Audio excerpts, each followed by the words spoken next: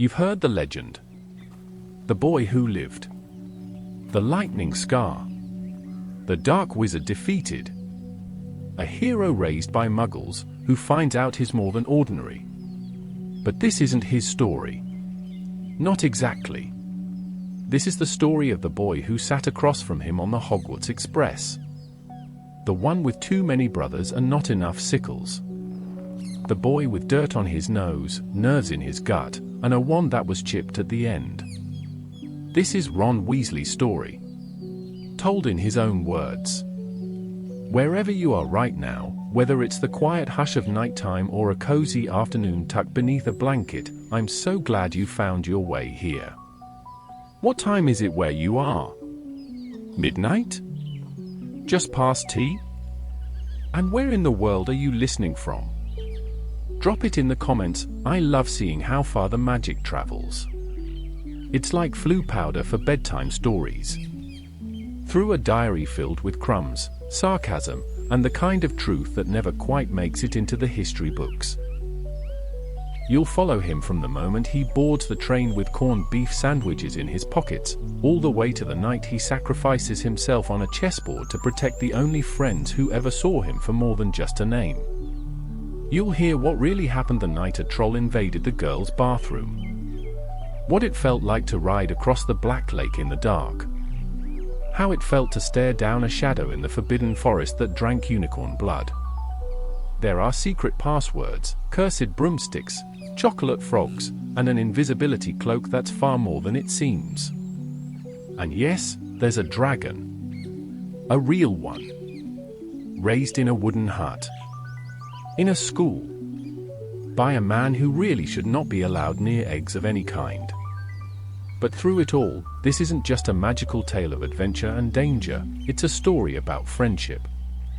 About finding your place in a world that's big and loud and doesn't always notice the quiet middle child in the back.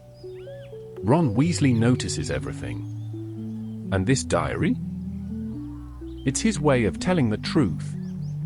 Sometimes it's funny. Sometimes it hurts. And sometimes, when the candles flicker and the wind moves just right, it'll remind you of what it felt like to be 11 and about to discover that everything was about to change. So wherever you are, bedroom, train ride, forest tent lit by wand light, settle in. And if this story casts even the tiniest bit of charm tonight, go ahead and tap that like button, subscribe, and join the growing circle of magical listeners who love Hogwarts as much as you do. Because Ron is ready. And he's got so much to tell you. July 24th, 1991, the letter. Dear Diary. It came. It actually came. I got my Hogwarts letter. This morning started like every other at the Burrow, Fred and George hexing each other before breakfast, Percy muttering about how disrespectful it is to levitate your brother's toast, and Mum chasing gnomes out of the garden with a rolled-up issue of Witch Weekly. Pretty normal. I was halfway through a bowl of porridge when Errol, bless him, crashed into the window and slid down like a featherless broom. Percy opened the envelope while Mum was still untying Errol's feet. He read it aloud in that pompous voice of his. Mr. Ronald Bilius Weasley, The Burrow, Ottery St. Catchpole, Devon. The letter was cream-colored, with green ink and a wax seal with the Hogwarts crest. I knew exactly what it was the moment I saw it. But still, my heart did this weird flip, like someone cast a Jellileg's jinx on my chest. Fred and George clapped me on the back and shouted "About time," in unison. George asked if I was nervous about being the last Weasley to go through the sorting hat. No pressure, right? Charlie sent a letter later in the day congratulating me from Romania, said I'd love Hogwarts, especially care of magical creatures, but not to take anything Hagrid gives me unless it's cooked. Bill sent a Gringotts pin in the post with a note that said, "Don't let the goblins push you around." Dad said I should be proud. Said it like it was a done deal, that I'd be in Gryffindor, that I'd be brave and bold and all those things Weasleys are supposed to be. Then he smiled and ruffled my hair and went back to fixing the plug on the wireless. No one asked how I felt. so I'll write it here. I'm excited. Sort of. But scared too. It's not just school. It's Hogwarts. The real thing. With moving staircases, talking portraits, and dungeons where students probably still have detention from the 14th century. It's where Fred and George are halfway through driving McGonagall mad, where Percy keeps his badge under his pillow like it's sacred, and where Charlie once wrestled a suit of armor for fun. It's where everything happens. But what if I'm just as me? Not clever like Percy. Not fearless like the twins. Not dragon cool like Charlie or Headboy Bill. Just Ron. With a hammer-down wand, second-hand robes, and a rat that sleeps through explosions. Still, there was something about holding that letter in my hands. Something real. Like a door I'd been staring at my whole life had finally swung open. So here it is. The letter that changes everything. I'm going to Hogwarts. September 1st, 1991, the Hogwarts Express. Dear Diary. All right. So it's finally happened. I'm off to Hogwarts. About time too. Feels like I've been waiting forever, watching Fred and George blow things up and Percy polish his perfect badge like it's made of solid gold. Mum cried this morning. Twice. First when she saw me in my second-hand robes, then again when she realized she packed corned beef sandwiches instead of something decent. I tried to tell her no one's going to be trading me a pasty for a slab of grey meat between cardboard bread. She just dabbed her eyes and stuffed 3 more in my pocket. We got to King's Cross early. Dad said it was so we wouldn't be late, but I think it's just because he wanted an excuse to talk to that muggle with a camera about how ticket machines work. Platform 9 3/4 looked like nothing special, until Percy just casually walked through a wall. A whole wall. I stood there for a good minute thinking, right, so we're doing this now. Fred and George shoved me through, laughing their heads off. Typical. And then, blimey, there it was. The Hogwarts Express. Bright red, steaming like a dragon's nose, kids running everywhere. I felt this whoosh in my chest, like someone had cast a cheering charm on my lungs. But I didn't let on. Played it cool. Well, tried. I got a seat to myself at first, which was nice. Tried one of the sandwiches to see if maybe I was judging too quickly. I wasn't.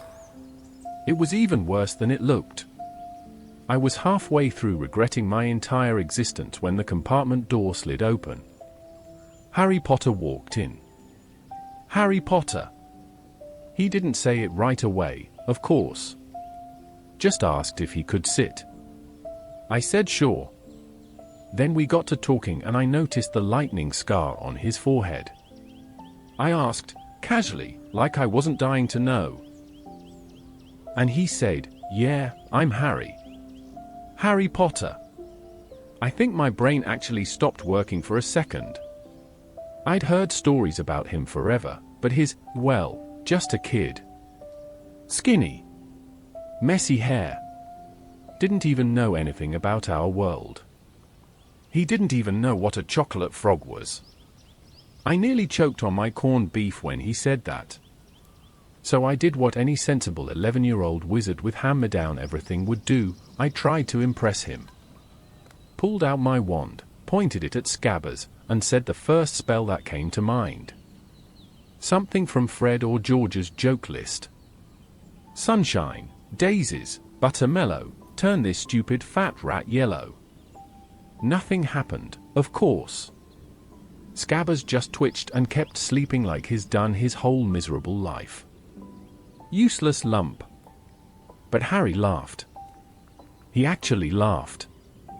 Said it was brilliant, even though it wasn't. Then came the trolley. I was just thinking maybe I could buy one thing, like a licorice wand or something, and Harry goes, we'll take the lot. He bought everything. Diary. Pile of sweets bigger than my head. Gave me half without blinking. Like it was nothing. He's never even had Bertie Bott's every flavor beans before. Watched him eat an earwax one. Didn't even flinch. What a nutter. Right when I was thinking this trip couldn't get any weirder, she walked in. Hermione Granger. She just barged into our compartment, all bossy and full of herself, asking if anyone had seen a toad. Poor Neville's lost it again. She looked at us like we were a couple of toddlers playing with sticks. Then she pulls out her wand and fixes Harry's glasses. Right there. Didn't even ask. Just zap, glasses repaired. Show off. She gave me a look when I said I'd tried a spell too. Oh? Let's see then. I muttered something about it not working properly, and she smirked. Smirked. Like she'd already marked me down as a hopeless case. Said she'd already read all the textbooks. Twice. Said we'd better get changed soon or we'd be late. I almost told her she wasn't a prefect, but I thought better of it. No point starting a duel before we even get to school. Then the boats. We sailed across this black lake with lanterns swinging above us. Hogwarts loomed in the distance like some sort of giant candlelit castle. Which it is, I suppose. The water was cold and there were things swimming in it. Neville swore he saw a tentacle. I tried not to look too amazed. Fred says first years always gape like fish. Still, I couldn't help it. That castle is something else. Anyway, we've just arrived.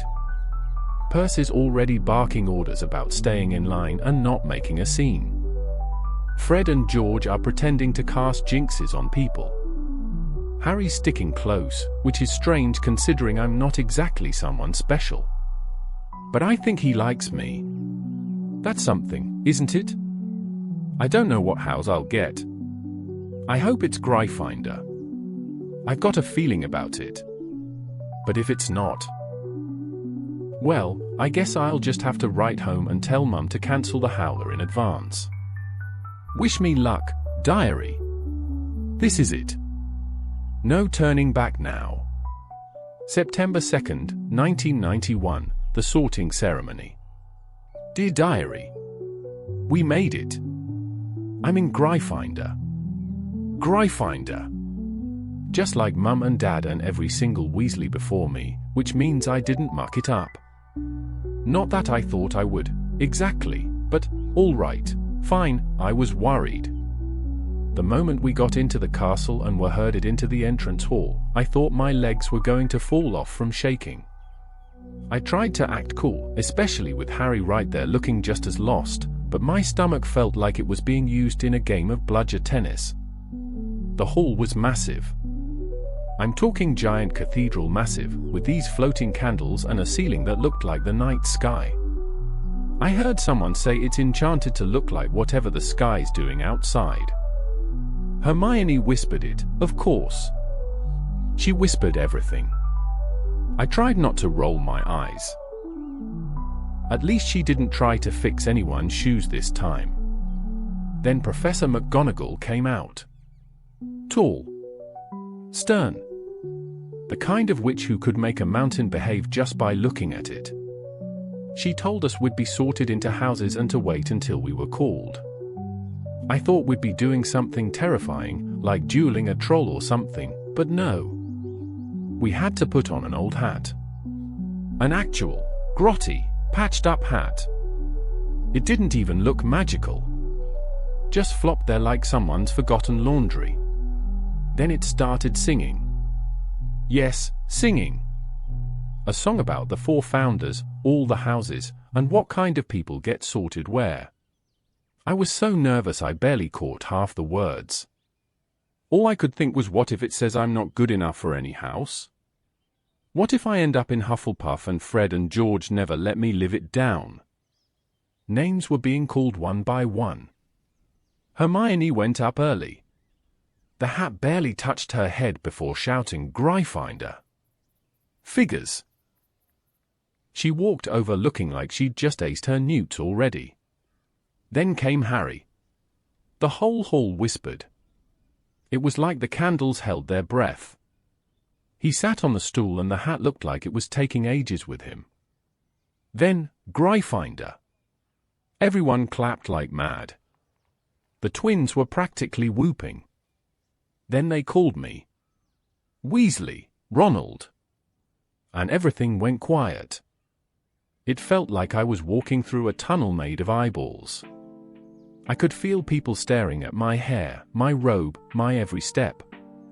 I sat on the stool. The hat dropped over my eyes. It was like the world vanished. And then it spoke to me. Not out loud. In my head. It said. Another Weasley. I know just where to put you. I panicked. Thought it was going to say Slytherin just to be cheeky. But it waited. You have courage, it said.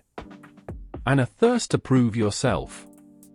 Yes, you could do well in Slytherin, but yes, you value friendship and loyalty more than anything. Better be. And it shouted, Gryffindor. My legs felt like pudding when I slid off the stool. I didn't run, but I didn't exactly walk either. Harry grinned at me as I plopped down beside him. The Gryffindor table erupted with applause. Percy gave me a stiff little nod, like he was headmaster instead of just a prefect. Fred and George smacked me on the back so hard I nearly choked on my name. The feast was, well, I'm not sure words are good enough. The plates were empty 1 second and full the next. Roast chicken, mashed potatoes, sausages, beef, roast parsnips, pumpkin juice. I ate like I hadn't seen food in weeks.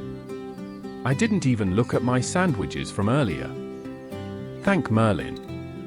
The ghost showed up in the middle of dinner. Actual, floating ghosts. Nearly headless Nick sat with us. I didn't know whether to be thrilled or terrified when his head nearly came off. I prefer Sir Nicholas, he said, which made Fred snort pumpkin juice out of his nose. I glanced over at the Slytherin table once. Draco Malfoy was glaring like someone had stolen his birthday. He didn't look pleased at all. Serves him right for being such a GIT on the train. After dinner, we were led through about 100 staircases, I swear. They move. Diary. We got lost twice just trying to follow Percy, and he was trying to get us there. One of the portraits scolded me for walking too loudly. When we finally reached Gryffindor Tower, we had to give a password to a portrait of a fat lady in a pink dress. Caput Draconis, Percy said, like it was no big deal. The painting swung open, and we climbed through a hole in the wall. Inside, coziest place I've ever seen. Warm fire, squishy armchairs, the smell of wool and toffee and old wood. The dormitory had 5 4-poster beds, red hangings, and a window with a view of the grounds. I've never had a room to myself before. I mean, there are 4 others, but it's not home crowded. Harry's already asleep. Neville's snoring. Seamus is talking in his sleep about exploding something, and Dean's got a poster of some Muggle football team pinned to his bedpost. Me? I'm lying here writing this and trying not to let the nerves come back. I made it. I'm here. I'm in Gryffindor. And Harry Potter is my friend. I don't know what the rest of the year will be like, but tonight feels like the beginning of something good. September 5th, 1991, first week of classes. Dear Diary, it's only been a few days and I think Hogwarts is trying to kill me. Or at least give me a heart attack before I turn 12. Everything here moves. The staircases move. The portraits move. The suits of armor creak when you walk past and sometimes shout insults if you forget to say good morning. Yesterday, I stepped on a trick stair and my leg sank in like I'd walked into a swamp. Fred says you get used to it. I think I'll just start carrying a broom everywhere. Classes have started and I already miss the burrow. Not everything, mind you, but the part where no one cares if you mess up a spell or turn your eyebrows green by accident. Transfiguration with Professor McGonagall was first. She didn't smile once. Not even when Seamus made his matchstick explode in his hand. I'm pretty sure she can turn into a cat. A real one. I blinked and there she was, standing at the desk like it was nothing. She gave us a speech about how this was very serious magic and we weren't to mess about. Then she made a chalkboard right by itself. Hermione practically passed out from excitement. Speaking of Hermione, she is everywhere. Always has her hand in the air. Always reminding us we've got homework even when we'd rather forget. She corrected me in charms when I said the incantation wrong. It's Wingardium Leviosa, not Leviosa. Honestly, the way she said it made me want to levitate her out the window. Still, I'll admit she's clever. She already made her feather float on the second try. I kept poking mine and calling it names. Didn't help. Potions was a disaster. I thought Snape might go easy on us the first day. Ha! Joke's on me. He stormed in with his cloak billowing like he'd just been summoned by lightning. Ion of Wormwood. Harry had no idea, obviously. Neither did I. But Snape gave me the dirtiest look just for whispering that maybe Hermione knew. Took 5 points from Gryffindor. Said I was disrupting the lesson. Me. Disrupting. For breathing too loud, apparently. Snape definitely hates Harry. You can just feel it. Glares at him like he's got a personal vendetta. Which, you know, is a bit creepy. I mean, Harry's only 11. What could he have possibly done to earn that kind of glare? Anyway, our potion didn't explode, which is something. It was supposed to be a cure for boils. Ours sort of fizzed. Hermione's was perfect, obviously. Snape actually nodded at her. She looked like someone had handed her the keys to the Ministry of Magic. We also had History of Magic with Professor Binns. He's a ghost. And not the fun kind. He floats through the blackboard and talks in a droning voice about goblin uprisings and dates that make my brain leak. I caught Neville snoring and honestly, I don't blame him. I nearly nodded off myself. I think I dreamed about a goblin named Grumbles Hanks who kept stealing my quill. Defense against the dark arts with Professor Quirrell was weird. He wears a turban and stammers like he's trying to sneeze in between words. He talked about vampires in Romania and how he fended one off with garlic. I don't think anyone believed him. Fred says his turban smells like cabbage. The best class, by far, has been charms. Professor Flitwick is this tiny wizard who had to stand on a pile of books to see over the desk. But he's cheerful and kind and actually told me I was getting there with my pronunciation. Made me feel like I wasn't completely hopeless. When we aren't in class, we're doing homework. Loads of it. Hermione finishes hers during class, somehow. Harry and I tried to tackle a potions essay in the common room last night. Ended up playing wizard chess instead. I beat him. Twice. Not that it means much, but it made me feel better. He's got this whole famous thing going for him. And I've got chess. That's something, right? The Gryffindor common room is growing on me. It's warm and smells like old wood and cinnamon.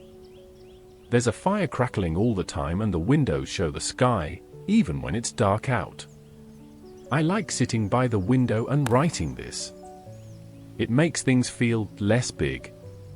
Less overwhelming. Still don't know how I'm supposed to survive 7 years of this. But I guess I've made it this far. And I've got a friend. A real one. That's more than I hoped for when I left home. September 20th, 1991, Malfoy's Midnight Duel Challenge. Dear Diary, I don't know who's thicker, Draco Malfoy for challenging Harry to a duel or me for actually thinking it would happen. It started at breakfast. Malfoy swaggered over like he owned the Great Hall, smirking like someone cast a permanent smug spell on his face. He threw out this challenge like he was in some heroic epic. Midnight. Trophy room. Wands only. No teachers. Harry agreed. Just like that. Said yes like Malfoy had offered him a chocolate frog, not a fight. I think part of him was curious, probably thought it might actually be interesting. Me? I was excited. Finally, a real duel. Proper spells. Wands drawn. Honor and glory and all that. Okay, fine, mostly I just wanted to hex Malfoy. Hermione was furious. Told us we were being reckless. Illegal, even. Said we'd lose house points or get expelled. Went on about the rules for 5 whole minutes until we walked off and left her mid-sentence. We met up near the common room once everyone was asleep. Harry, Neville, who'd heard and insisted on tagging along for some reason, and me. Neville was shaking like a leaf. Said he'd heard stories about students being cursed into jelly. I told him he was being dramatic, but honestly, my hands were a bit clammy too. We crept through the corridors, past a sleeping suit of armor, and made it to the trophy room. Empty. Polished shields and plaques lined the walls, glittering in the moonlight through the high windows. It was kind of cool, actually. For about 2 minutes. Then we heard something. Footsteps. Not Malfoy. Filch. That slimy, squinting caretaker and his nightmare of a cat, Mrs. Norris. Malfoy had lied. Set us up. Probably laughed himself silly watching us skulk out of the common room. I could have killed him. Harry whispered, "Run," and we bolted. Through a side door, down a corridor I didn't recognize, past 3 more locked doors. We turned a corner and bam, dead end. I thought we were done for. Neville was wheezing like a steam engine. Mrs. Norris's glowing eyes were just around the bend. Harry yanked open another door, luckily it wasn't locked, and we all squeezed inside. And that's when we saw it. Fluffy. A 3-headed dog the size of a baby dragon, standing on a trapdoor like it had been trained to guard it. All 3 heads growling, drool glistening on its yellow fangs. The smell hit first, like raw meat and dog breath times 10. Neville squeaked. I couldn't breathe. Harry slammed the door shut before it could lunge. We ran again. Didn't stop until we were back at the portrait hole, gasping for air. Hermione was waiting. Arms folded. Lips tight. Gave us a look like we'd just murdered a unicorn. You could have been killed, she hissed. Or worse, expelled. That line nearly made Harry laugh out loud. Even Neville cracked a smile. Still, we didn't talk much about what we saw.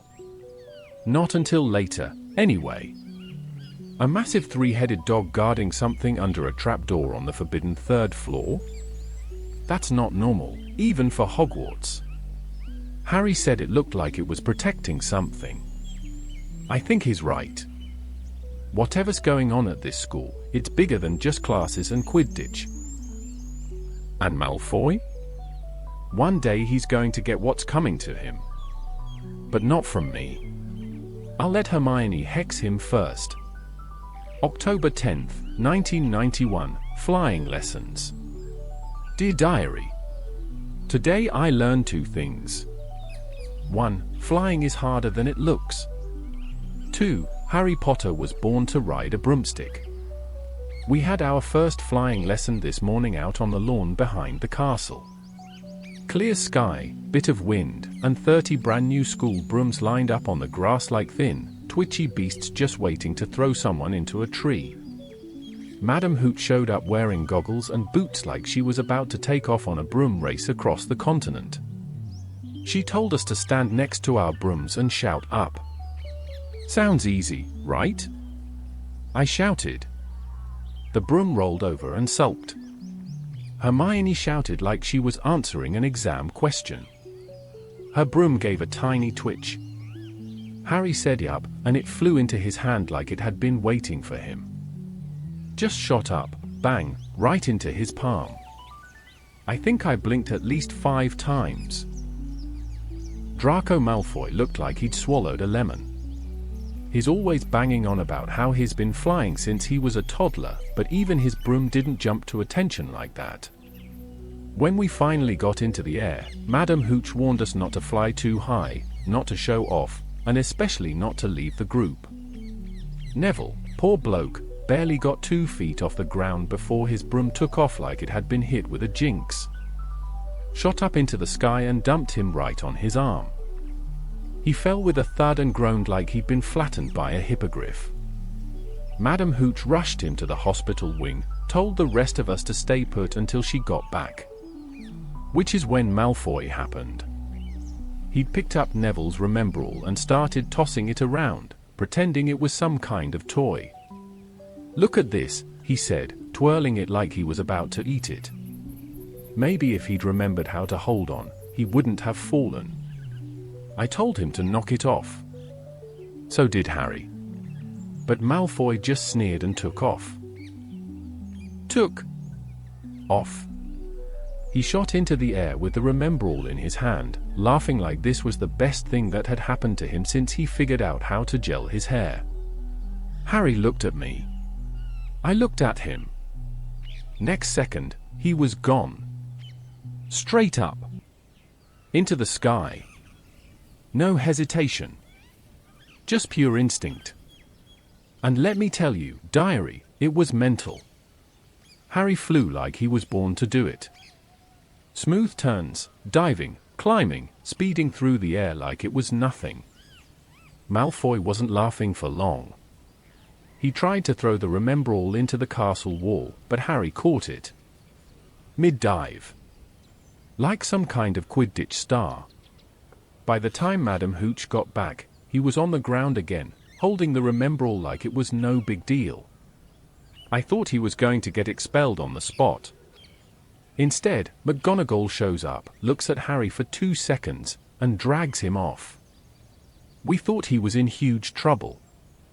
Turns out, she was taking him to Wood. Oliver Wood. Captain of the Gryffindor Quidditch team. Because Harry is now Seeker. First year Seeker.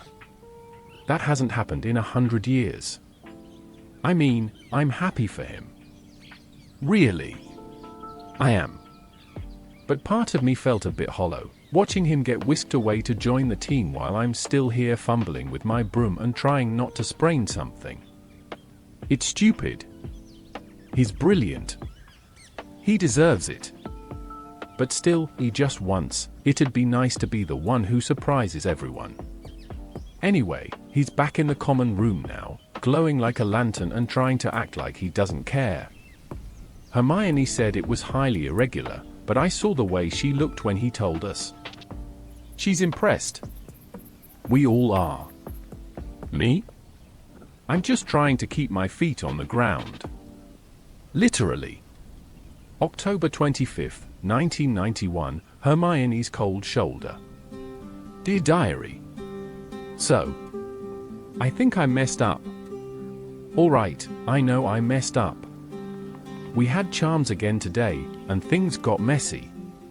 It was another Wingardium Leviosa lesson. You'd think after the last time, Professor Flitwick would have moved on. But no. He says practice makes perfect, and Hermione says he's right. Of course she does. She raised her hand every single time. Corrected every single person. And when it was my turn, she leaned over and said that thing in that tone again. It's Wingardium Leviosa, not Leviosar. Like she was Flitwick's assistant and not an actual student like the rest of us. Something in me just snapped. As soon as class ended, I grumbled to Harry that she was a nightmare. Said it loud enough for her to hear, too. Didn't mean to, really. It just sort of came out. She turned around. Her face did something strange. Not quite angry. Not quite sad. Then she walked off, quick, head down, didn't say a word. We didn't see her at dinner. Not in the common room either. Lavender said she was crying in the girls' bathroom. Crying. Over what I said. I wanted to feel smug about it for half a second. Like, finally, someone tells Miss Know-It-all off. But that feeling didn't last. It turned into this heavy knot in my stomach. I kept picturing her face when she turned around, like all the wind had gone out of her. Harry didn't say much. Just frowned at me a bit. Seamus asked what happened. I shrugged. Changed the subject. Laughed too loudly at a joke that wasn't funny. I keep telling myself she's too uptight. Always nagging. Always correcting. But still, she didn't deserve that. Not really. Anyway, it's quiet in the dawn tonight. Too quiet. I can't sleep. Everyone else is snoring. Even Harry, though he keeps kicking off his covers. I'm writing this under the covers with my wand lit up like a torch. I keep checking the door, half expecting her to come in and call me a GIT. But she hasn't. And I reckon she won't. Guess some things you can't fix with a charm. October 29th, 1991, awkward silence and creeping shadows. Dear Diary, it's been 4 days since I called Hermione a nightmare, and things have gone weirdly quiet. She hasn't spoken a single word to me. Not during charms, not at meals, not even when I tripped going up the moving staircase and dropped all my books. She just walked right past, eyes forward, like I didn't exist. Hermione Granger, who can't go more than 10 minutes without answering a question, now acts like I'm a ghost. I keep telling myself she's overreacting. That I didn't mean it. That she was being bossy and maybe someone needed to say it. But the truth is, it felt awful the moment it left my mouth. Like I dropped something valuable and heard it crack. And now everything feels off. Not just with Hermione. Everywhere. The castle's gone darker.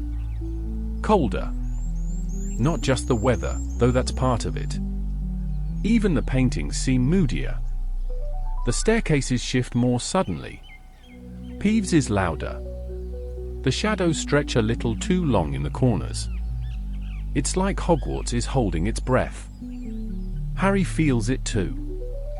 He hasn't said it exactly, but I can tell. He keeps rubbing his scar when he thinks no one's watching. Said it stung the other night, but brushed it off. He hasn't said much about Hermione either. Just keeps glancing between us like he's stuck between a duel with no shield charm. Neville asked me quietly if we were all still friends. I didn't know how to answer. The worst part is, I miss her. Not the lectures or the raised eyebrows. But her being there. Filling in facts. Whispering spell instructions. Freaking out about assignments due 3 weeks from now. The way her eyes light up when she's figured something out before anyone else. It's like someone's removed a piece of our trio and the table keeps wobbling. She's been eating in the library. Probably hiding between the shelves in a dusty corner behind magical drafts and potions. The one with the squeaky floorboard. I thought about leaving her a note. Something simple. Sorry. You were right about the feather spell. Or maybe you can levitate better than me. Obviously. But it felt silly. Cowardly.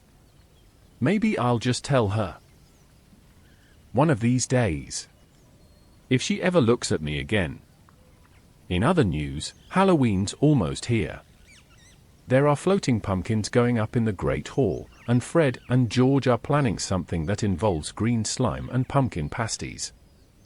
I know this because they've locked themselves in a broom cupboard twice and keep giggling like trolls on butterbeer. Hermione would have known exactly what they're planning. Merlin, I've been a prat. If I get the chance, I'll fix it. I just hope I haven't waited too long. October 31st, 1991, The Troll Incident. Dear Diary. Halloween at Hogwarts started out brilliant. The Great Hall was packed with floating pumpkins, candles, and enough food to put Mum's Christmas spread to shame. There were ghost choirs floating through the rafters, singing something about cauldrons and blood sausage. Even Snape looked slightly less miserable than usual, though that could have just been the lighting. I was halfway through my second helping of treacle tart when everything went mental. Professor Quirrell burst into the hall, pale as smoke, turban slipping off his head, and stammered, "T-Troll. In the dungeon. Thought you ought to know." Then he collapsed. Just fell right over. For a full 2 seconds, no one moved. Then the whole hall erupted into chaos. People screaming, dropping plates, knocking over goblets. Percy tried to act like he was in charge, shouting for the Gryffindors to follow him in single file. Fred and George were making bets about what kind of troll it was. But somewhere in the mess of it all, Harry and I looked at each other and remembered. Hermione. She wasn't at the feast. Still hiding out in the girls' bathroom. It hit me like a bludgeon to the ribs. I'd been such a prat. Without even really talking, Harry and I peeled off from the crowd and took off down the corridor, heading for the bathroom. The teachers didn't even notice. I don't know what we were thinking. We didn't even have a plan. And then we saw it. The troll. Huge. Ugly. Smelled like the bottom of a compost bin in summer. Its skin was this sickly grey, like lumpy stone, and it was dragging a club the size of a fireplace. And it was in the bathroom. Hermione's bathroom. We crept in after it, quiet as we could, though I think the thing could have smelled us from a mile off. The place was a wreck. Sinks shattered. Water spraying everywhere.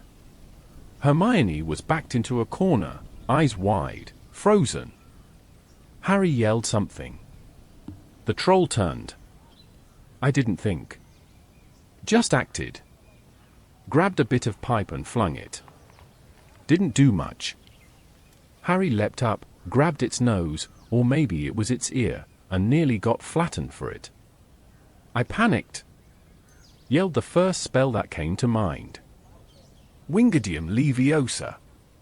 It worked. Sort of. The troll's club floated, hovered for a split second, then came crashing down on its own head. The beast dropped like a sack of dragon dung. Silence. Hermione blinked. I stared at my wand like it had grown extra arms. Harry looked like he'd just flown through a thunderstorm without a broom. Then, of course, the teachers arrived. McGonagall was furious. Quirrell was useless, wringing his hands. Snape appeared out of nowhere, limping and glaring like we'd ruined his evening. We were bracing for punishment, for a full Howler-worthy dressing down. And then Hermione spoke. She lied. Said she'd gone after the troll on purpose. That she'd read about them and wanted to try dealing with one herself. Covered for us. Completely. McGonagall gave us all 5 points for bravery, though I think she secretly wanted to hex us anyway. Told us to never, ever do something like that again. We didn't argue. Later, back in the common room, Hermione sat with us for the first time. Didn't say much. Just nodded at me when I passed her a chocolate frog. It wasn't a big moment. Not loud or fancy. But something shifted. We're friends now. I think. Funny how a full-grown mountain troll knocking you into a wall can do that. November 10th, 1991, first Quidditch match. Dear Diary. Harry's a legend. Like, officially. Today was his first ever Quidditch match, and Gryffindor won. Against Slytherin. Not that I'm bitter about watching from the stands or anything. Or that he's the youngest seeker in a century while I'm still dodging staircases and getting hexed by my chess pieces when I try to do revision. Alright, I'm a little bitter. But mostly proud. We all woke up early to wish Harry luck. The whole common room was buzzing like someone had cast a cheering charm. Fred and George were already in their gear, swinging their bats around like they were at war. Hermione was fussing over Harry's broomstick polish, which he definitely did not ask her to do. Then we all headed to the pitch. The stadium is massive. Towering stands, flags flapping, students screaming. The sky was this sharp, cold blue, and the air smelled like damp earth and roasted chestnuts from Hagrid's corner snack cart. Slytherins were already chanting something rude. Typical. Harry looked nervous. Who wouldn't be? But he didn't let on. Mounted his broom like he'd been doing it all his life. The match started with Madame Hooch's whistle, and then everything blurred. Brooms everywhere. Quaffles flying. Bludgers zooming around like angry hornets. Fred took a hit to the shoulder and laughed about it. George nearly clipped a Slytherin chaser's foot. The whole stadium was screaming, half cheering, half gasping. Harry zipped through it like a lightning bolt. Then it happened. Harry's broom went weird. It started bucking. Twisting. Jerked left and right like it was trying to throw him off. One moment he was soaring, the next he was hanging on by one hand, spinning in midair. He couldn't control it. My stomach dropped so hard I felt sick. Hermione grabbed M. Set fire to Snape's cloak. Not a full fire, more like a magical spark, but enough to distract him. He panicked. Stumbled. Nearly fell over. The moment he looked away, Harry's broom leveled out. He caught the snitch. In his mouth.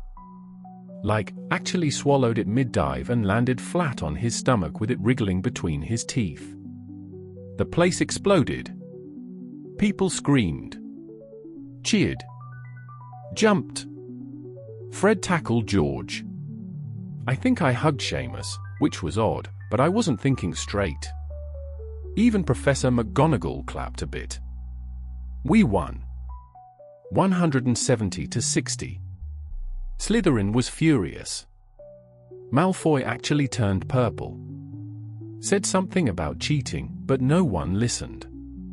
Back in the common room, we had a party. Someone magic butterbeer. Dean drew a lion on the wall that roared every 10 minutes. Percy tried to shut it down, but even he looked proud. I told Harry what we saw, about Snape, the Jinx, Hermione's cloak fire. He looked confused, but also concerned. Said Snape had already tried to get him kicked out once. We don't know what he's up to. But it's something. Still. For today? Doesn't matter. Harry's safe. We won. And for a moment, I felt like part of something bigger than my hand-me-downs and old wand and corned beef sandwiches. That's worth writing down. December 25th, 1991, Christmas at Hogwarts. Dear Diary. Best Christmas ever. No exaggeration. Woke up this morning to a room full of presents, actual presents, at the foot of my bed. I didn't expect much, really. Maybe a pair of socks and a sugar quill if I was lucky. But there was more than I thought, and even better, Harry got loads too. He looked stunned. Said it was the first time he'd ever had proper Christmas presents. I didn't ask what he meant. I didn't have to. The way he looked at that pile, like it might vanish, told me enough. Mum sent us both jumpers. Mine was maroon again, of course. Harry's was emerald green, with a big golden H stitched into the chest. She must have guessed he'd be spending the holidays here. Probably sent extra food too. That's Mum for you. Harry looked ridiculously pleased with it. Said it was the best thing he'd ever owned. Makes you think, doesn't it?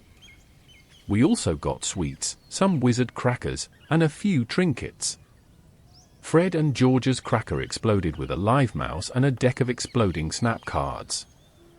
Seamus got hit in the face with a singing hat. And then came the mysterious package. Wrapped in silver, no name, no note, just lying there like it was waiting. Harry opened it. An invisibility cloak. An honest to Merlin, legendary, full-size invisibility cloak. He put it on and vanished, just like that. 1 second he was there, the next he wasn't. We nearly fell off our beds. We checked every corner for a trick. No spell traces. No enchantment we could find.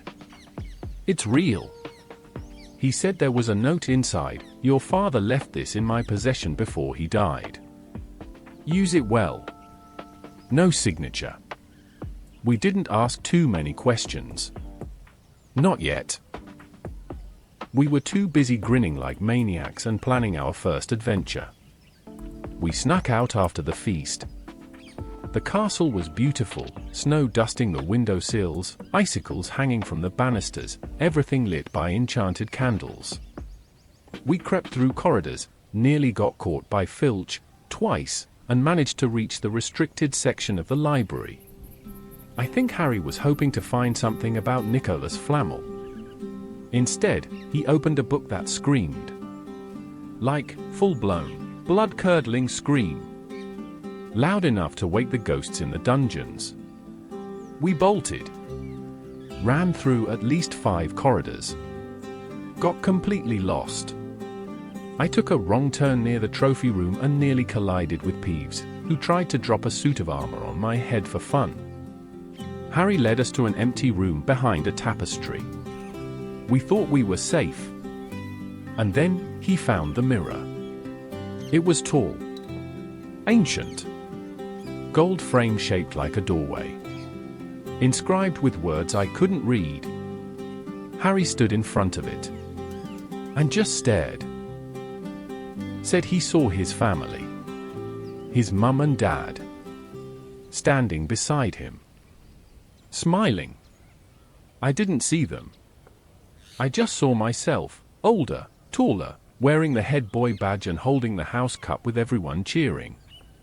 It was strange. Made my chest ache a little. Not in a bad way. Just like I wanted it so badly. We left after a while. It felt like the mirror could pull us in if we stared too long. Harry went back the next night. Alone. He says Dumbledore found him. Told him the mirror doesn't show the future. It shows what your heart desires most. I haven't gone back since. Hogwarts is still covered in snow.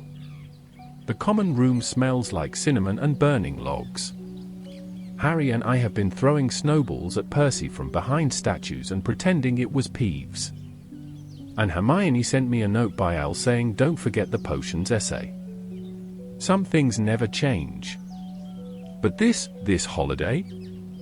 It's been magic. Not just wands and spells. Real magic. The kind you don't learn from books. January 10th, 1992, Hermione versus lockdown. Dear Diary, the holidays are over. Which means Hermione's back on her warpath. The school's still half frozen, the hallways smell like wet cloaks and mildew, and Professor McGonagall has officially declared Hogwarts in lockdown mode. No more wandering after curfew. No more library access past 7. No more sneaking out just to stretch your legs, which was how Fred and George justified everything. All because of that thing on the 3rd floor. Teachers are being all hush-hush about it, but between the three-headed dog we saw and the trapdoor it was guarding, Harry and I know something weird is going on. Which is why Hermione is dragging us to the library every chance she gets. She's obsessed. Not that that's new. But now it's all, we have to find out who Nicholas Flamel is, and the answer has to be in one of these books. And no, Ron, you may not eat Bertie Bott's every flavor beans on the restricted section staircase. Harry and I have been through dozens of books with her. I've read more in the past week than I did all summer. And it's not even the good kind of reading. It's dusty, spine-cracking, eye-watering textbook trawling. We haven't found anything. Flamel's name isn't in the index of any book she's pulled. And I swear, Hermione's read them all already. Half the time, she just squints, sighs, mutters honestly, and moves on to the next one. Meanwhile, I'm sneaking chocolate frogs under the table like I'm smuggling illegal goods. Last night, one of them escaped and leapt straight into Madame Pint's bun. We ran. Not proud. We've also been trying to keep an eye on Snape. I saw him the other day limping again. Said something snide to Harry about celebrity not lasting forever. He's definitely hiding something. And I'd bet my last acid poppet has to do with that dog. Oh, and guess what? Quirrell's even jumpier than usual. Drops his quill if someone sneezes too loud. During defense against the dark arts, he tried to demonstrate a countercurse and ended up stammering so badly he forgot what spell he was casting. Neville accidentally hexed himself with Jella legs. I don't even know how. The whole castle feels tense. Like everyone's waiting for something to happen. Even the ghosts are quieter. Nearly headless Nick floated by today and just muttered something about alchemical nonsense before vanishing through the wall. Whatever Flamel's hiding, or guarding, or is, it's important. Too important for the teachers to tell us.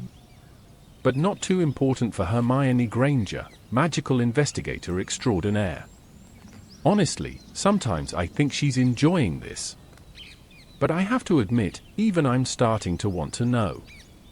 Especially if Snape's involved. There's something under that trapdoor. Something worth guarding with a three-headed beast. And we're going to find out what.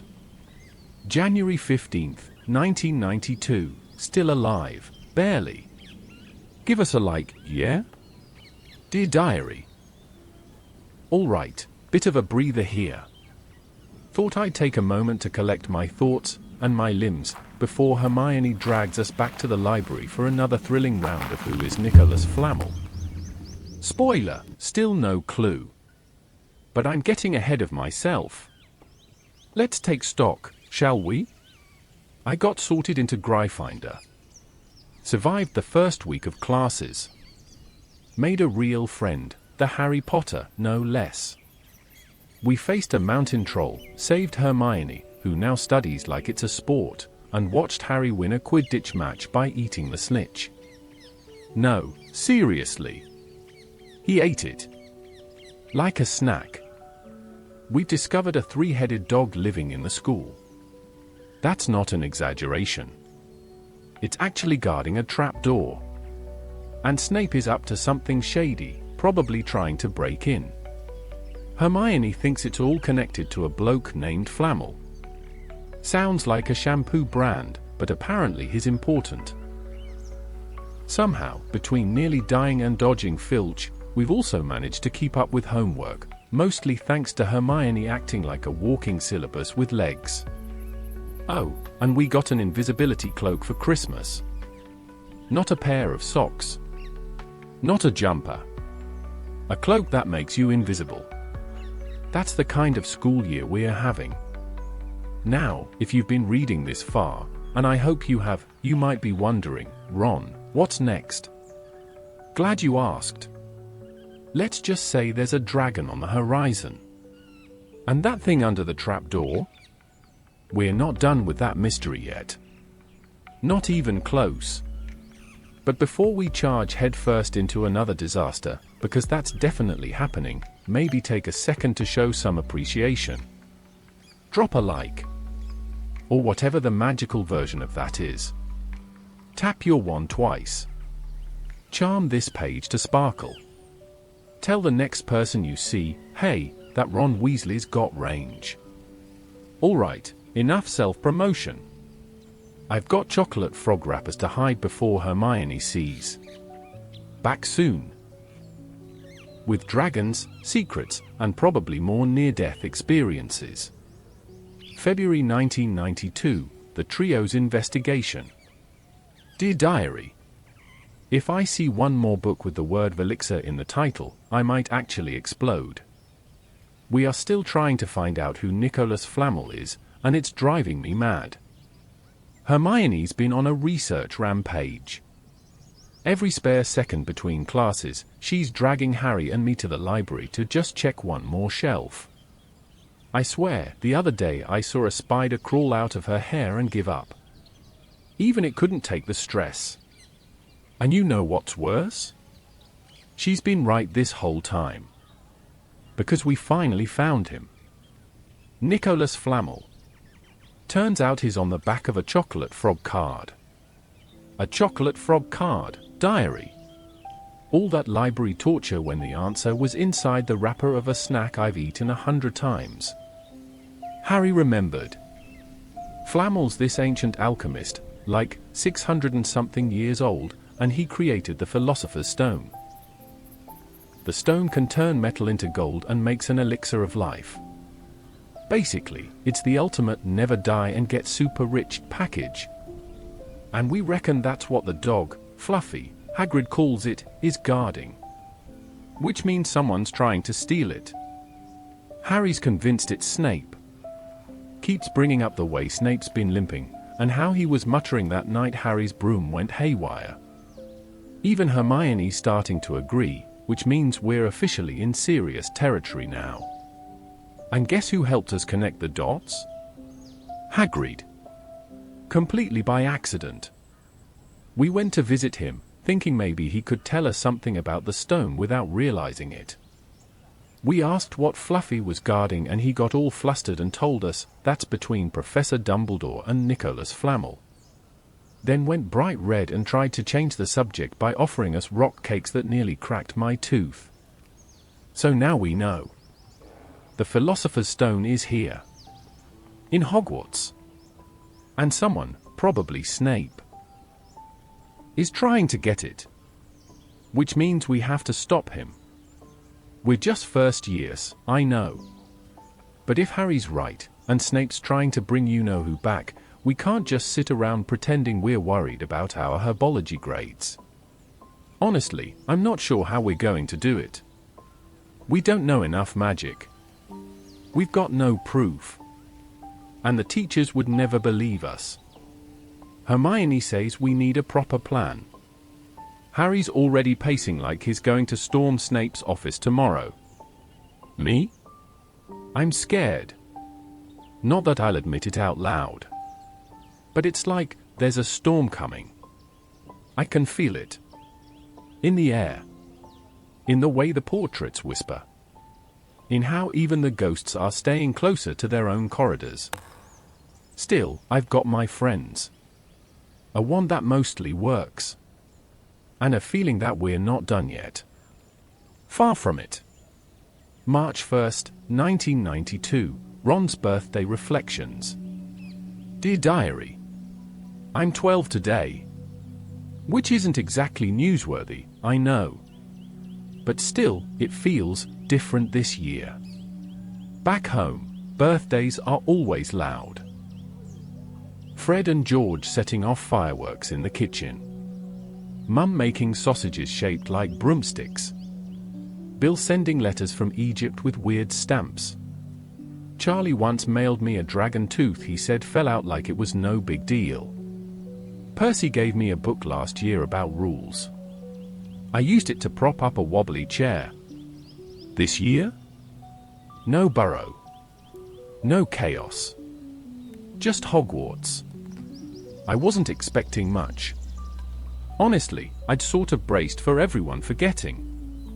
It's easy to be overlooked when you're the sixth of seven and Harry Potter sleeps 2 beds over. But this morning, when I came down from the dorms, something was different. There was a little parcel on my bed. Neatly wrapped in parchment paper, tied with red string. Mum's handwriting on the tag, to Ron, happy birthday, love Mum and Dad. Inside was a pair of thick wool socks, bright orange, of course, and a chocolate cauldron that she probably got on discount at the village sweet shop. The socks were a bit lumpy. The cauldron was half melted. And I loved both.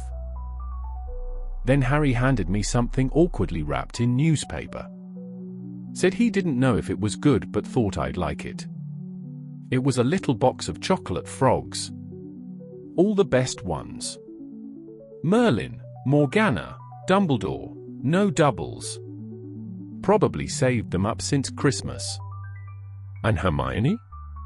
She gave me a handmade card with moving chess pieces charmed onto it. The White Bishop waved at me. The King winked. She must have stayed up all night practicing those enchantments. I didn't know what to say. 12. No party. No fireworks. But somehow, it meant more. Because they saw me. Not just Harry's friend. Not just another Weasley. Me. We sat by the fire and played a round of wizard chess. I beat Harry again. He insists I must be cheating. I told him he was just terrible at strategy. Hermione corrected my grammar halfway through my insult, but she laughed too, so I let it go. Later, Neville gave me a Drubel's gum wrapper and said, "Sorry, I didn't know in time, but this one's extra lucky. I've tucked it inside this diary. You never know."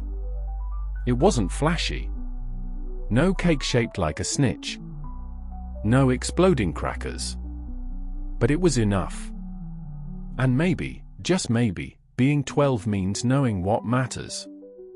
April 15th, 1992, detention in the Forbidden Forest.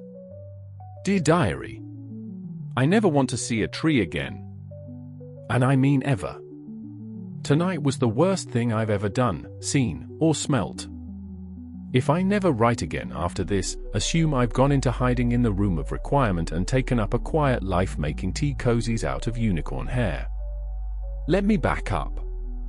It started, of course, with Norbert, Hagrid's illegal baby dragon. Now, I love Hagrid. Honestly. He's the gentlest half-giant I've ever met, also the only one, but still. But he has the survival instincts of a flobberworm. He won a dragon egg in a card game. Raised it in his wooden hut. Named it Norbert. And then it bit me. Right on the hand. 1 minute I'm trying to feed the thing a dead rat, the next I'm on my back, clutching my fingers like they're about to fall off. Ended up in the hospital wing for 2 days with a hand like a hot air balloon. Madame Pomfrey tried not to laugh. She failed. Anyway, Harry, Hermione, and I arranged for Charlie's friends to come collect Norbert. Middle of the night, up the astronomy tower, cloak on, crate levitating. Should have been a quick in and out job. Malfoy followed us. He spied. Got us caught. So we got detention. You'd think a detention for being out after curfew would be something like writing lines, or maybe cleaning cauldrons. Nope. Not at Hogwarts. We got sent into the Forbidden Forest. Yes. The Forbidden Forest. The one that's literally called Forbidden. Honestly, diary, there are times when I wonder if the staff here just want to get rid of us early. We met Hagrid at the forest's edge just after sunset. He had Fang with him, a cowardly great boarhound who's about as helpful as Scabbers in a wand fight. Malfoy was there too, whining before we'd even stepped inside. Neville got detention with us because he was out of bed too. He looked like he might faint. I couldn't blame him.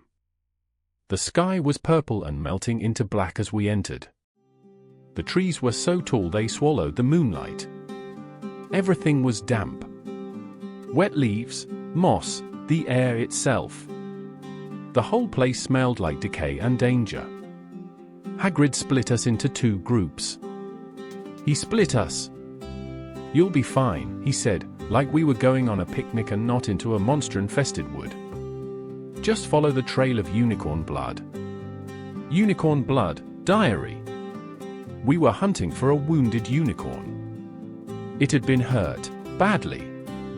Something was out there, killing them. Hagrid said it was dark magic. Old magic. The kind that leaves trees whispering and your wand twitching in your hand.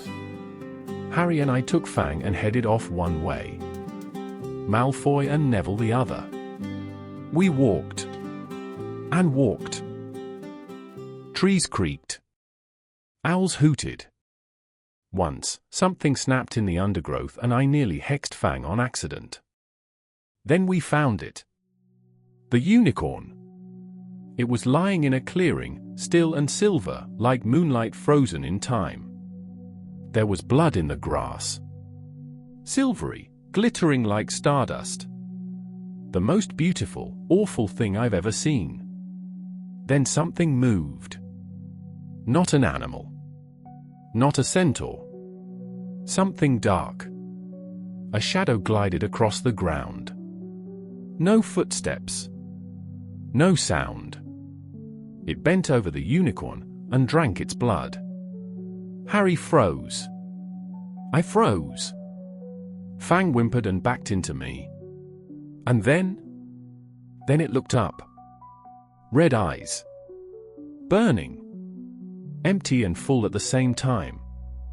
We ran. Harry stumbled. His scar was burning, he grabbed his forehead like it was on fire. I hauled him to his feet and we bolted through the trees, crashing through branches, not even looking back. We would have been caught. We should have been caught.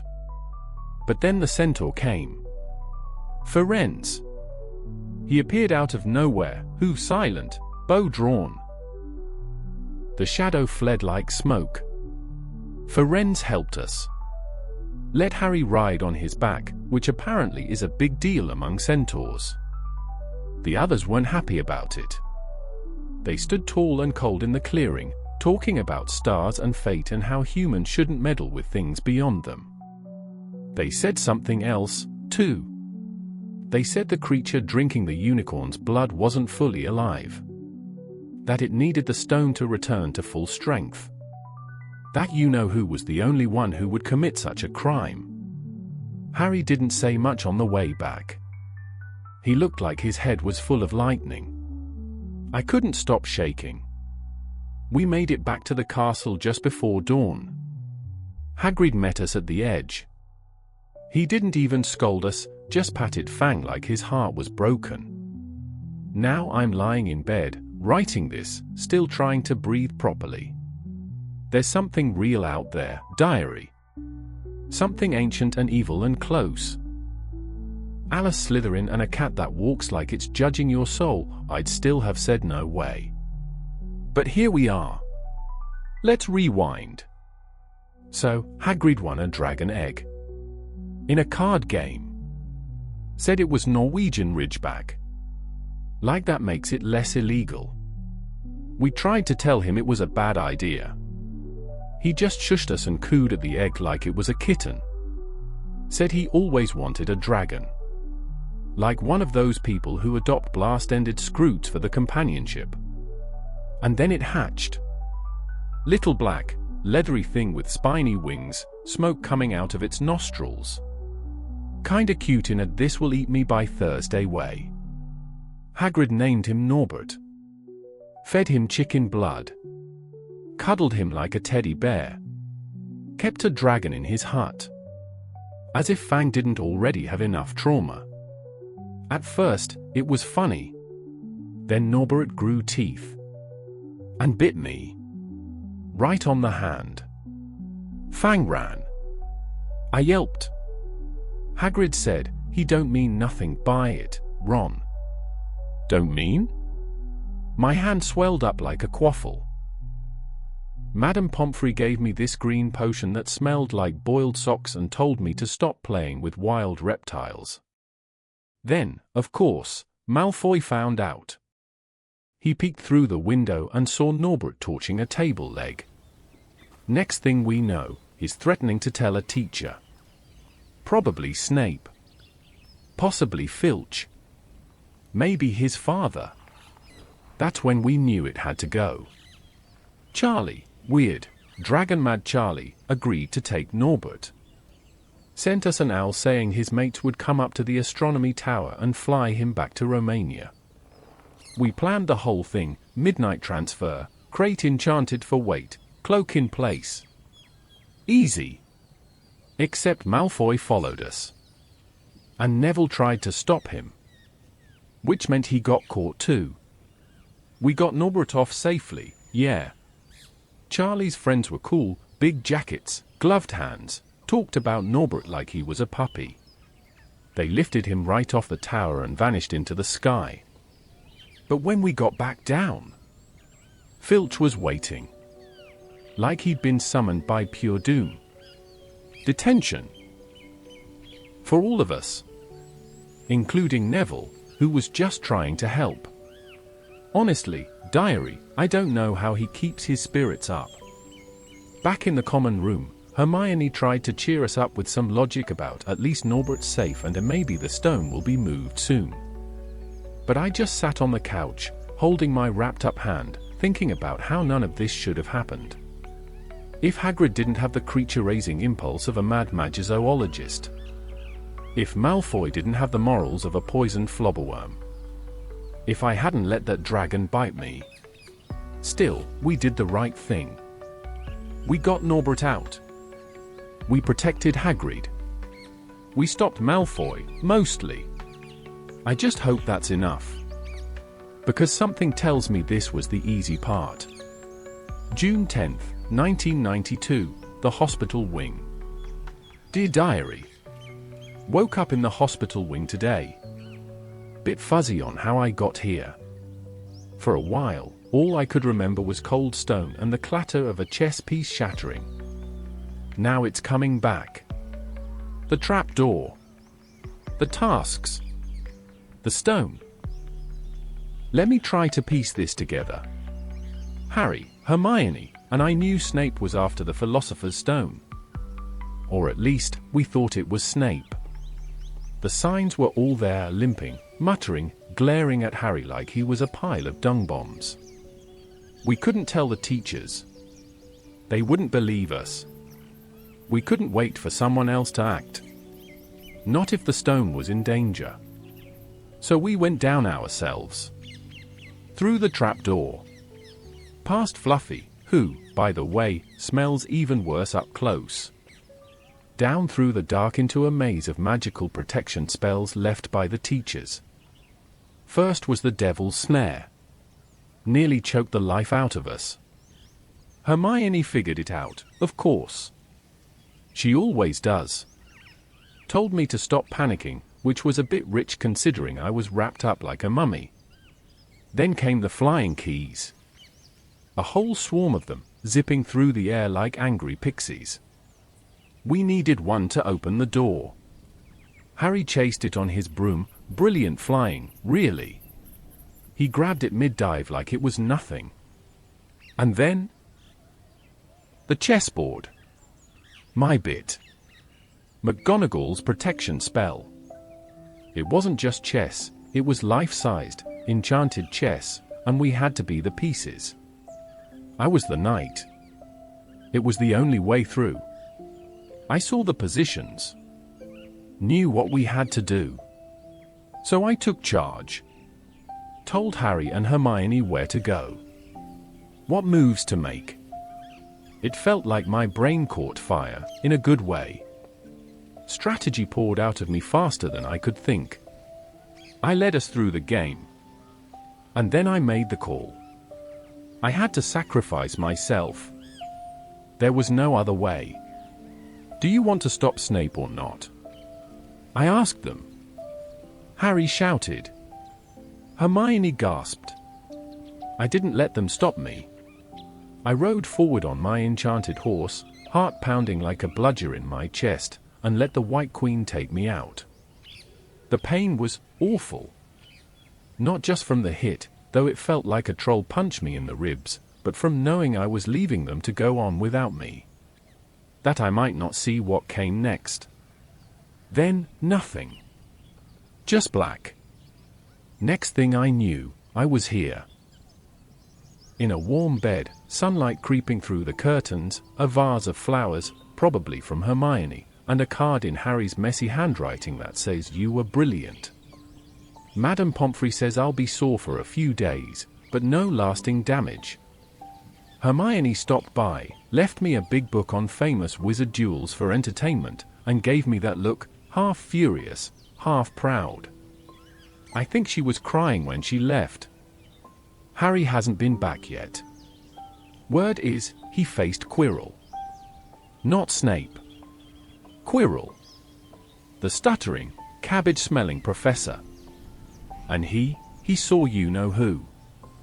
Faced him. Fought him. And won. Again. I'll write more when I know the details. For now, I'm stuck in bed, sipping pumpkin juice and listening to Madame Pomfrey fuss about my posture. But I keep thinking back to that chessboard. To the moment I chose to stay behind. And for the first time all year, maybe the first time in forever, I felt like I was more than just another Weasley. I was needed. I mattered. And that feeling? Worth every bruise. June 1992, The Philosopher's Stone. Dear Diary. It's over. Or at least, it feels over. The stone is gone. Quirrell is dead. He, you-know-who, failed. Again. And somehow, we're still standing. Not that I was there for the end. I was stuck flat on my back in the hospital wing, reading the same for chocolate frog cards over and pretending I wasn't losing my mind waiting for news. For Harry. I thought maybe Madame Pomfrey would tell me. She didn't. I thought maybe Hermione would crack. But when she visited, she just sat by my bed, handed me a warm scone, and stared into the fireplace like it had answers. It was 2 days before Harry woke up. 2 whole days. When he finally showed up, looking like he'd been hit by a bludger and hugged by a banshee, he told us everything. It wasn't Snape. It was Quirrell. The quiet one. The nervous one. The one I actually felt sorry for when people laughed at his defense lessons. He'd been working for Voldemort the whole time. And worse, he'd been possessed. Harry said he unwrapped that stupid turban and Voldemort was under it. On the back of his head. I don't even have words for that. Just cold. Sick. Like something crawled over my spine and whispered boo. Harry fought him. Alone. Said his scar burned like fire.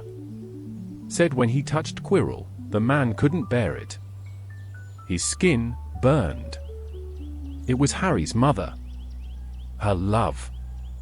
Her sacrifice. Protected him. Saved him. Again. Dumbledore destroyed the stone. Said it was too dangerous. Flamel agreed. He and his wife are choosing to let themselves die after centuries. Hermione said it's noble. I said it was mental. But part of me understands. Some things aren't meant to be kept. The stone. power, immortality. That night, at the leaving feast, everything came out. Gryffindor was in 4th place. Slytherin was already gloating. And then Dumbledore stood up. He awarded points to us. To Hermione for cleverness. To me for chessboard strategy. I nearly spat pumpkin juice all over Seamus when he said Ron who. To Harry for courage. And to Neville for standing up to us. Said it takes bravery to stand up to your friends. The hall exploded. We won the House Cup. Gryffindor banners fell from the ceiling like a tidal wave of red and gold. Fred and George hoisted Neville into the air. McGonagall was crying into her napkin. Even Snape looked like he'd swallowed a toad the size of Hagrid's kettle. That moment? Best of the whole year. Not the stone. Not even the invisibility cloak. That moment. Harry looked over at us and smiled. Hermione grinned and rolled her eyes when I tried to flip a pudding into Malfoy's lap, missed, sadly. I don't know what comes next. I don't know if he will be back again. But I do know one thing. We faced something ancient. Something evil. And we didn't run. We stood together. And somehow, we won. June 1992, end of term. Dear Diary. The trunks are packed. The dorm's nearly empty. Hogwarts is quiet in that strange, echoey way, like the walls themselves are exhaling after 9 months of chaos, spell work, and screaming portraits. There's a last day sort of hush, as if the castle knows it's time to let us go. I'm going home. It's odd. When I first arrived, I was terrified. Scared of being sorted into the wrong house, of saying the wrong thing, of being just another Weasley in a place that already knew all my brothers by name. I thought I'd be the footnote. Turns out, I'm the one who helped win the House Cup. Me. Not Percy. Not Fred. Not George. Ron. The one with the hand-me-down robes, the rat that sleeps through everything, and a wand that sparks when I sneeze. Now I've faced a troll. Survived detention in the Forbidden Forest. Helped save the Philosopher's Stone. And made 2 best friends I wouldn't trade for all the galleons in Gringotts. Harry and Hermione. We're a strange trio, I'll give you that. One's famous, one's brilliant, and one. Well, one plays a decent game of wizard chess. Hermione was sniffling this morning, trying to hide it behind her packing. Said she'll miss Hogwarts, even the homework. I told her she was mad. She said that's why she'll miss us. Harry's quieter than usual. Keeps staring out the window like he's thinking about things he can't quite say. I know he's dreading going back to the Dursleys. He didn't say it, but I know. So I told him he has to come visit the Burrow this summer.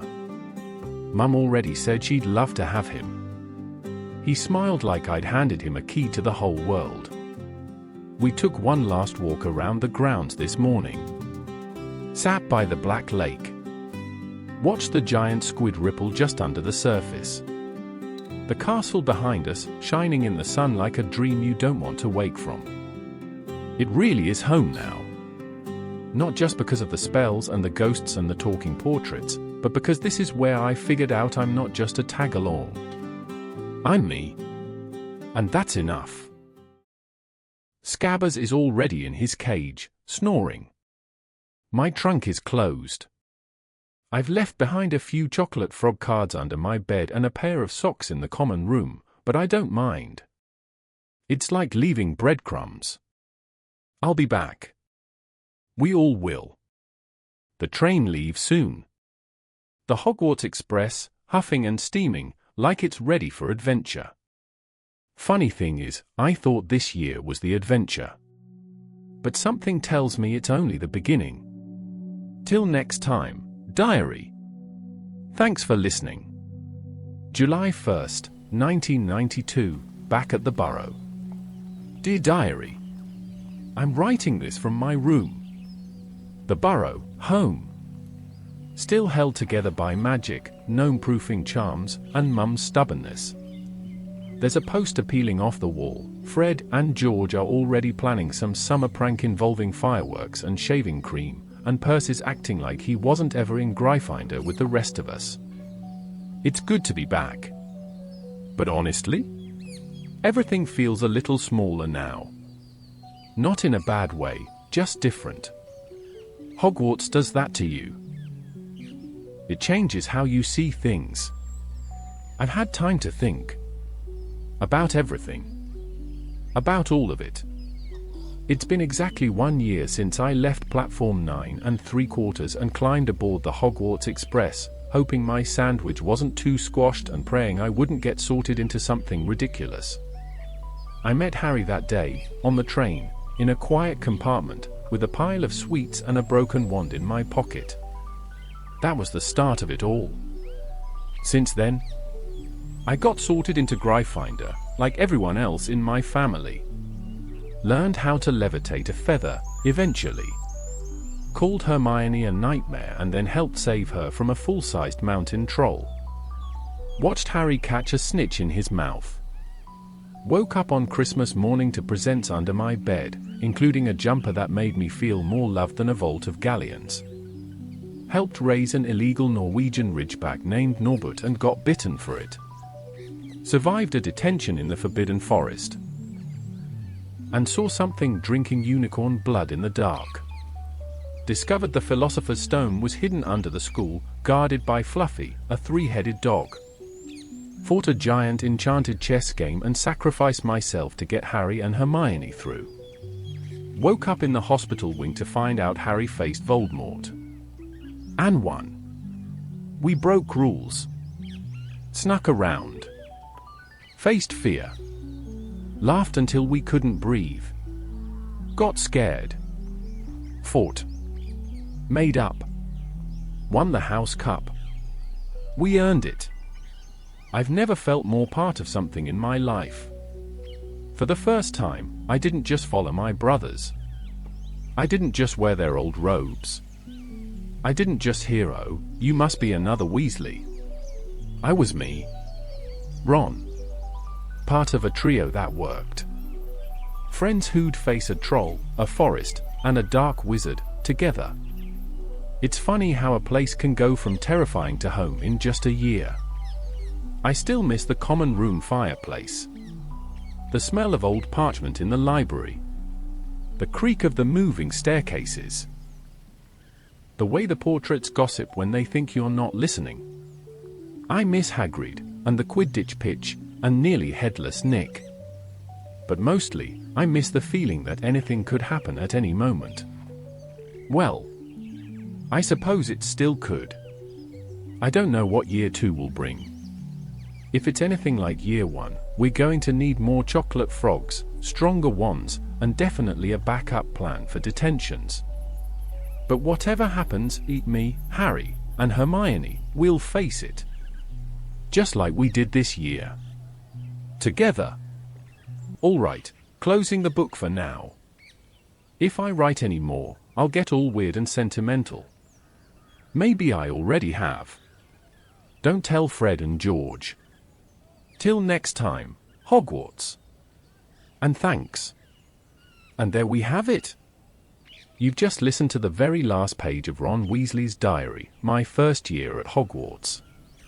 If you're still awake, still wrapped up in your blanket, your thoughts, or maybe the soft glow of wand light under the covers, then thank you for coming along on this magical journey. Over the course of 1 school year, we've traveled with Ron through every corridor and secret chamber of his first year at Hogwarts. We've seen the moving staircases, felt the shudder of the Forbidden Forest, heard the creak of ancient castle doors, and smelled the feast tables piled high with treacle tart and roast chicken. More importantly, we've been inside the mind of a boy who never thought he was special. A boy who spent most of his life in the shadows of others. And yet, he stood up to a mountain troll. He sacrificed himself in a game of living wizard chess. He faced fears most grown witches and wizards would run from. And in doing so, he became something more. Not just Harry Potter's best friend. Not just one of the Weasleys. But Ron. Loyal. Brave. Funny. Deep down, a hero in his own right. If any part of this story stayed with you, if you laughed at Ron's sarcastic jabs, felt a lump in your throat as he finally found his place, or just enjoyed the warmth of being back inside the walls of Hogwarts, then go ahead and tap that like button. It helps others find their way here, and it tells me you're part of this magical little corner of the internet too. And if you haven't already, hit subscribe. There are more stories waiting to be told. In fact, if you're still here with me now, maybe lying in the dark, eyes heavy, dreaming of chocolate frogs and floating candles, I'd love to know. Should we make a part 2? Should we return to Hogwarts for Ron's second year? You know the one. The Chamber of Secrets. A diary that writes back. A giant snake slithering through the pipes. Ron stealing his dad's flying car. And, of course, the moment he vomits up slugs. Let me know in the comments. And while you're there, tell me, what time are you listening to this? Where in the world are you joining us from tonight? It's a special kind of magic, isn't it? That all of us, from so many places, can share one story, together. Thank you for making it all the way through Ron's first year. For caring. For listening. And for believing that even the quietest, most insecure voices sometimes write the boldest, bravest pages. Now, let the castle lights dim. Let the moving staircases come to rest. Let the ghosts drift through the halls and the owls find their perches in the rafters. Tomorrow, the magic begins again. But tonight? Sleep well. You've earned it. And mischief, as always, managed. And there we have it. You've just listened to the very last page of Ron Weasley's diary, My First Year at Hogwarts. If you're still awake, still wrapped up in your blanket, your thoughts, or maybe the soft glow of wand light under the covers, then thank you for coming along on this magical journey. Over the course of one school year, we've traveled with Ron through every corridor and secret chamber of his first year at Hogwarts. We've seen the moving staircases, felt the shudder of the Forbidden Forest, heard the creak of ancient castle doors, and smelled the feast tables piled high with treacle tart and roast chicken. More importantly, we've been inside the mind of a boy who never thought he was special. A boy who spent most of his life in the shadows of others. And yet, he stood up to a mountain troll. He sacrificed himself in a game of living wizard chess. He faced fears most grown witches and wizards would run from. And in doing so, he became something more. Not just Harry Potter's best friend. Not just one of the Weasleys. But Ron. Loyal. Brave. Funny. Deep down, a hero in his own right. If any part of this story stayed with you, if you laughed at Ron's sarcastic jabs, felt a lump in your throat as he finally found his place, or just enjoyed the warmth of being back inside the walls of Hogwarts, then go ahead and tap that like button. It helps others find their way here, and it tells me you're part of this magical little corner of the internet too. And if you haven't already, hit subscribe. There are more stories waiting to be told. In fact, if you're still here with me now, maybe lying in the dark, eyes heavy, dreaming of chocolate frogs and floating candles, I'd love to know. Should we make a part 2? Should we return to Hogwarts for Ron's second year?